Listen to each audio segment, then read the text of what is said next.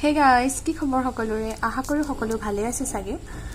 পুনৰবাৰ আপোনালোকক study with নেলাক্সি চেনেলটোলৈ স্বাগতম জনালো আজি মই আলোচনা কৰিম দশম শ্ৰেণীৰ গণিত বিষয়ৰ অষ্টম অধ্যায় ত্ৰিকোণমিতি পৰিচয় চেপ্টাৰটো খুব ইন্টাৰেষ্টিং চেপ্টাৰ এটো বলো তেন্তে আজি ভিডিঅটো আৰম্ভ কৰো ত্ৰিকোণমিতি একেবাৰে সহজ বুলি ক'ব পাৰি যদিহে আমি মানবোৰ মনত ৰাখিব পাৰো sin cos tan sec cosec এবোৰনো কি বস্তু তোমালোকে গম পাবা যিবোৰ আমাৰ মান থাকে sin cos tan এই সকলোবোৰ মানবোৰ আমি মনত ৰাখিব লাগিব তেতিয়া এই পাঠটো একেবাৰে সহজ পাবা এটা আমি ত্ৰিভুজৰ পৰা সাইনৰ মান কেনেকৈ উলিয়াম cosৰ মান কেনেকৈ উলিয়াম হেয়াও তোমালোকে পাবা 215 নম্বৰ পৃষ্ঠাত এটো চোৱা এইখিনি মনত ৰাখিবলগীয়া এইখিনি ভালকে মনত ৰাখি লবা এটা সমকোণী ত্ৰিভুজত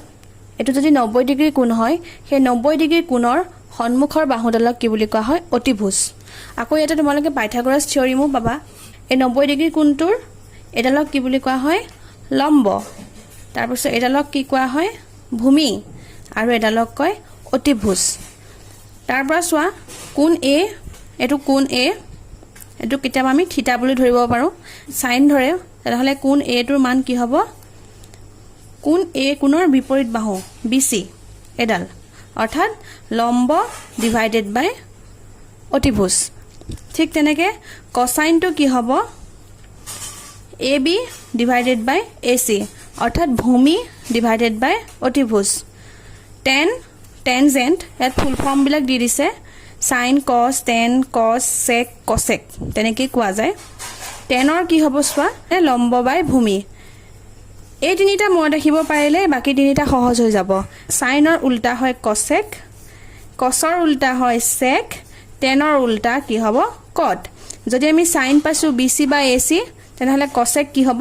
ac বাই bc অৰ্থাৎ অতিভুজ ডিভাইডেড বাই লম্ব ঠিক তেনেকে cosৰ কি হ'ব cosৰ আছে ab বাই ac গতিকে sec কি হ'ব ac বাই ab যেটো তলত থাকে হেতু ওপৰলৈ গুছি যাব ওপৰত থকাটো তললৈ গুছি আহিব অৰ্থাৎ উল্টা হৈ যায়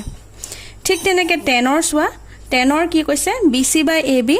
cotৰ কি হৈ যাব ab বাই bc এতিয়া আহিলো প্ৰথম অনুশীলনী 8.1 প্ৰথম কোৱেশ্চনলৈ আহা ত্ৰিভুজ abc ত্ৰিভুজৰ b কোণ সমকোণ এতিয়া আমি ত্ৰিভুজ abc এটা আঁকি ল'ব লাগিব তাত b কোণটো 90 ডিগ্ৰী হ'ব লাগিব আৰু ab equal to 24 centimetre BC equal to 7 cm হলে তলত দিয়া বিলাক উলিওৱা এক নম্বৰ কৈছে sin a cos a sin a উলিয়াব লাগিব আৰু cos a উলিয়াব লাগিব ফাৰ্স্ট কোৱেশ্চনটো এটো লিখি ললো কোৱেশ্চনটো এতিয়া আমি চিত্ৰটো আঁকি লম ত্ৰিভুজ ABC গতিকে ABC ত্ৰিভুজ এটা আঁকি লম আৰু তাত কি কৈছে কোণ B টো সমকোণ বুলি কৈছে 90 ডিগ্ৰী A B C এই কোণটো আমাক কি বুলি কৈছে 90 ডিগ্ৰী বুলি কৈছে আৰু AB সমান 24 সেন্টিমিটাৰ এই AB ডাল কিমান বুলি কৈছে 24 BC কিমান 7 সেন্টিমিটাৰ আমি AC ৰ মানটো নাজানো প্ৰথম আমি এই মানখিনি উলিওৱাৰ আগত আমি প্ৰথম AC ৰ মানটো উলিয়াই ল'ব লাগিব কাৰণ আমাক অতিভুজৰ মানটো লাগিবই গতিকে অতিভুজটো উলিয়াব হলে আমি লিখি লম প্ৰথমে দিয়া আছে ত্ৰিভুজ ABC ৰ কোণ B equal to 90 degree তাৰ পিছত AB equal to 24 centimeter আৰু BC equal to কিমান 7 centimeter AC মানটো দিয়া নাই আমি পাইথাগোৰাছৰ সূত্ৰ ব্যৱহাৰ কৰিম পাইথাগোৰাছৰ সূত্ৰৰ পৰা আমি কি জানো যে অতিভুজ স্কয়াৰ equal to লম্ব স্কয়াৰ প্লাস ভূমি স্কয়াৰ এটো মই দেখিবা প্ৰতিটো ত্ৰিভুজ ABC নহবও পাৰে গতিকে খালি এটো মই দেখিবা অতিভুজ স্কয়াৰ ইকুৱেল টু লম্ব স্কয়াৰ প্লাস ভূমি স্কয়াৰ এই সূত্ৰটো পৰা আমি কি পাম পাইথাগোৰাছৰ সূত্ৰৰ পৰা AC square equal to AB square plus BC square ইয়াবা মানবোৰ বহাই দিম AC ৰ মানটো আমি যেহেতুকে নেজানো AB ৰ মান আমি কিমান পালো 24 plus 24 whole square plus BC ৰ মানটো আমি কিমান পালো 7 স্কয়াৰ সোৱা যেতিয়া আমি AC মানটো উলিয়াব লাগিব ইয়াৰ ওপৰ স্কয়াৰটো আমাক নালাগে মই আগৰ অনুশীলনীত বুজাই দিছিলো আগৰ ভিডিঅসমূহত মই বুজাই দিছিলো যেতিয়া আমি স্কয়াৰ উঠাব লাগে হৰাই কি কৰিব লাগিব এফালে বিপৰীত ফালে যেটো সংখ্যা আছে সেই সংখ্যাটোৰ ৰুট ওভাৰ দি দিব লাগিব বৰ্গমূল চিন দিব লাগিব আমাক লাগে অকল এচিৰ মান গতিকে এফালে কি হৈ যাব 24 হোল স্কয়াৰ প্লাস 7 স্কয়াৰ ওপৰত কি হৈ যাব বৰ্গমূল আহি যাব 24 ক স্কয়াৰ কৰোতে আমি পালো 576 প্লাস 7 স্কয়াৰক আমি কৰোতে কিমান পালো 49 এতিয়া এই দুটা যোগ কৰিম এচিৰ মান কিমান পালো এই দুটা যোগ কৰিলে কিমান হ'ব 625 625 ৰ বৰ্গমূল 25 এটো আমি সকলোৱে জানো মই আগৰ ভিডিওত বৰ্গমূল কেনেকৈ উলিয়াই মই বুজাই দিছিলো আকৌ এবাৰ মই বুজাই দিছো বাৰু সোৱা আমি 625 ৰ বৰ্গমূল উলিয়াব লাগিব ইয়াত কেইটা সংখ্যা আছে তিনটা গতিকে প্ৰথম আমি এটা লম তাৰ পিছত দুটা লম যদি চাৰিটা থাকিলে হয় প্ৰথম দুটা ললু হয় তাৰ পিছতো দুটা সংখ্যা ললু হয়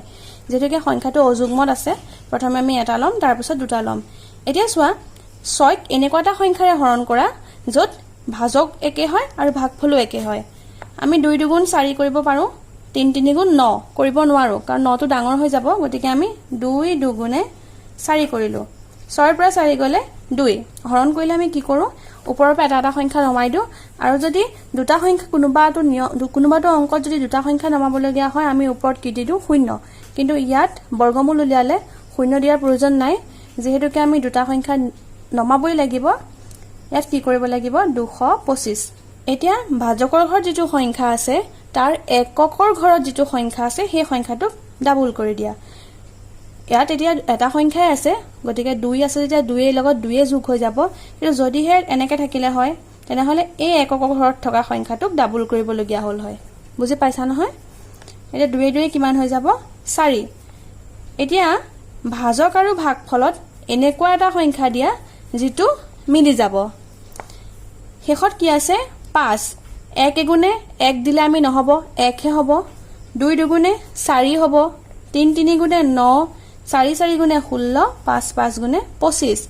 সোৱা 5 আৰু 5 পূৰণ কৰিলে আমি শেষৰ সংখ্যাটোত কি পাও 25 ৰ ঘৰত কি আছে 5 আছে গতিকে কৰি চাও নহবও পাৰে 45 ইয়াত যদি 5 দিও 45 হৈ যাব আৰু ইয়াত 5 মনত ৰাখিবা যেটো সংখ্যাৰে হৰণ কৰিম ভাজকৰ ঘৰটো হে একেটা সংখ্যাই হ'ব লাগিব আৰু ভাগফলৰ ঘৰটো হে একেটা সংখ্যাই হ'ব লাগিব 5 5 গুণ 25 ৰ 5 আতিৰ কৰিব 2 5 4 গুণ 20 20 2 22 225 পালো আমি কিমান পালো 225 সো আমাৰ বৰ্গমূলটো কি হ'ব 25 এটা কি AC ইকুৱেল টু কি হ'ব 25 আমি AC ৰ মানটো কি পাই গলো এটোৰ মান আমি পালো 25 সেন্টিমিটাৰ প্ৰথম কোৱেশ্চনটো কি কৈছে sin a আৰু cos a a মানে কি আমাক যেটো কোণ দিছে sin a আৰু cos a এই কোণটোৰ মান উলিয়াব লাগিব এই কোণটো আমি ধৰি লৈছো a এনেকে ধৰি ললে বেছি সহজ হয় ওপৰটোত থাকি বেছি সহজ হয় যদি আমি এনেকে ধৰি ললো a b c এটা সলভ কৰিম প্ৰথম আহিলে sin a মানে নো কি sin a মানে হৈছে লম্ব ডিভাইডেড বাই অতিভুজ ইয়াত লম্ব আছে BC আৰু ইয়াত অতিভুজ আছে AC গতিকে কি হ'ব BC বাই AC BC মান পাইছিলো 7 আৰু AC মান পালো 25 BC মান পালো 7 7 সেন্টিমিটাৰ আৰু AC মান কিমান পালো 25 এইটো ইমানটো নেক্সট আহিলে cos a মানে হৈছে ভূমি ডিভাইডেড বাই অতিভুজ ইয়াত ভূমি হৈছে AB আৰু অতিভুজ হৈছে AC গতিকে কি হ'ব ভূমি মানে হ'ব AB আৰু অতিভুজ হ'ব AC বি মান আছিল 24 আৰু অতিভুজৰ মান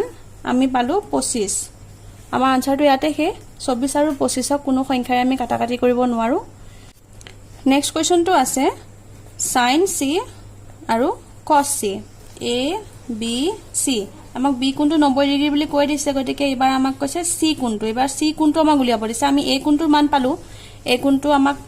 আমি a কোণটোৰ মান উলিয়ালো এবাৰ আমাক c উলিয়াব দিছে sin c মান কিমান হ'ব সোৱা এবাৰ sin c হলে কি হ'ব লম্ব বাই অতিভুজ লম্ব আমাৰ কি আছে এবাৰ আমাৰ লম্ব কি হ'ব ab ইয়াৰ আগৰটোত আছিল BC লম্বডাল কাৰণ আমি অংকটো এনেকে ধৰিছিলো এডাল লম্ব বুলি ধৰিছিলো আৰু এডাল ভূমি বুলি ধৰিছিলো কাৰণ আমাক কোণ A টো উলিয়াব দিছিলে এবাৰ যেটোকে আমাক কোণ C টো উলিয়াব দিছে আমি এবাৰ এডালক ভূমি বুলি ধৰিম আৰু এডালক লম্ব বুলি ধৰিম মত থাকিবনে যেটো কোনক উলিয়াব দিয়ে যদি আমাক কোন a টো উলিয়াব দিয়া হলে আগৰ অংকটোত আমি তেনেকে কৰিছিলো কোন a টো উলিয়াব দিছিলে হেকাৰণে আমি এডালক ভূমি ধৰিছিলো মানে কোন a টো যিডাল ভূমিৰ ওপৰত আছে সেই ভূমিডালক আমি ভূমি ধৰিছিলো আৰু বাকি ইডালক লম্ব ধৰিছিলো এডালটো অতিভুজে এবাৰ যেটোকে কোন c টো bc ৰ ওপৰত আছে ওদিকে bc ডাল আমি ভূমি ধৰিম আৰু ab ডাল লম্ব ধৰিম লম্ব ডিভাইডেড বাই অতিভুজ ওদিকে ab বাই ac ab মান পাইছিলো 24 আৰু ac মান পাইছিলো 25 নেক্সট ইয়াৰ পৰা আমি আৰু একো কৰিব নোৱাৰো কাটাকাটিটো না যায় নেক্সট আমি কৰিম cos c cos c মান তেনেকে কি হ'ব সোৱা cos ৰ মান কি হ'ব ভূমি ডিভাইডেড বাই অতিভুজ ভূমি কি হ'ব bc আৰু অতিভুজৰ মান কি হ'ব ac bc মান আমি কিমান পাইছিলো 7 আৰু অতিভুজৰ মান আমি পাইছিলো 25 এটো আনসাৰ 2 নম্বৰ কোৱেশ্চনটো সোৱা চিত্ৰ 8.13 ৰ পৰা এটো 8.13 এটো যেটো ফিগাৰ আছে এই ফিগাৰটো পৰা আমি অংক উলিয়াব লাগিব তাৰ পৰা tan p - cot r নিৰ্ণয় কৰা tan p আৰু cot r tan ত লাগিব p আৰু cot ত লাগিব r দুটা মাইনাস কৰিব লাগিব এই ফিগাৰটো চোৱাচোন আমাক q কোণটো আমাক 90 ডিগ্ৰী বুলি কৈ দিছে tan p এই কোণটো ধৰি পেলাই আমাক tan ৰ মান উলিয়াব দিছে আৰু এই কোণটোৰ পৰা আমাক কি উলিয়াব দিছে cot ৰ মান উলিয়াব দিছে অতিভুজৰ মান দি থোৱা আছে 13 সেমি লম্বৰ মান দি থোৱা আছে 12 সেমি এতিয়া আমাক q ৰ মানটো লাগিব q ৰ মানটো উলিয়াই লম দিয়া আছে given pq = 12 semi pr = 13 semi q ৰ মানটো না জানো qr = what আমি জানো যে পাইথাগোৰাছৰ সূত্ৰ মতে আমি কি জানো অতিভুজ স্কয়াৰ pr স্কয়াৰ = লম্ব square pq square plus qr square ভূমি স্কয়াৰ pr স্কয়াৰ মান কিমান পাইছিলো আমি pr ৰ মান পাইছিলো আমি 13 গতিকে 13 স্কয়াৰ pq ৰ মান আমি কিমান পাইছিলো pq মান পাইছিলো আমি 12 qr ৰ মান আমি না জানো গতিকে qr স্কয়াৰ থাকিব 13 13 গুণ কিমান 13 যদি আমি স্কয়াৰ কৰো আমি 169 পাম 12 ক স্কয়াৰ কৰিলে 144 প্লাস qr হোল স্কয়াৰ এটো এফালে গুছি আহিব কাৰণ আমাক অকল লাগে qr ৰ মানটো 169 - 144 = qr হোল স্কয়াৰ এতিয়া সোৱা আমাক অকল qr ৰ মানটো লাগে আমাক স্কয়াৰ মান না লাগে গতিকে কি হ'ব স্কয়াৰটো উঠি গলে এফালে কি আহি যাব √ ওভাৰ 169 - 144 = qr 169 ৰ পৰা যদি 144 মাইনাস কৰো কিমান পাম √25 = qr সো qr ৰ মানটো কি হ'ব 25 ৰ বৰ্গমূল 5 = qr এটাকে qr = আমি কিমান পালো 5 এতিয়া আমি qr ৰ মানটো পাই গলো 5 সেমি ইয়াৰ পৰা আমি tan p আৰু cot r ৰ মানটো উলিয়াম নাও tan p - cot r = এতিয়া সোৱা প্ৰথম আহিলে tan ৰ মাননো কেনেকৈ উলিয়াই tan ৰ মান মই শিকাইছিলো tan p ৰ মান কেনেকৈ উলিয়াম সোৱা ইয়াত যেটোকে আমাক p বুলি কৈছে গতিকে এডাল হ'ব ভূমি আৰু এডাল হ'ব লম্ব tan ৰ মান উলিয়াই লম্ব ডিভাইডেড বাই ভূমি কটৰটো হৈ যাব উল্টা ভূমি ডিভাইডেড বাই লম্ব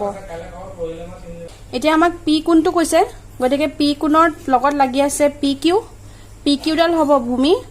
আৰু qr ডাল হ'ব লম্ব tan p ৰ মান কি হ'ব qr ডিভাইডেড বাই pq মাইনাস cot r ৰ মানটো কেনেকৈ উলিয়াম সোৱা কি ভূমি বাই লম্ব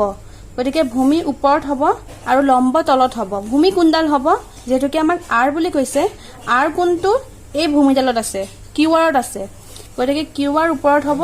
আৰু লম্ব কি হ'ব pq ইয়াত আমি এটা মানবোৰ বহাই দিম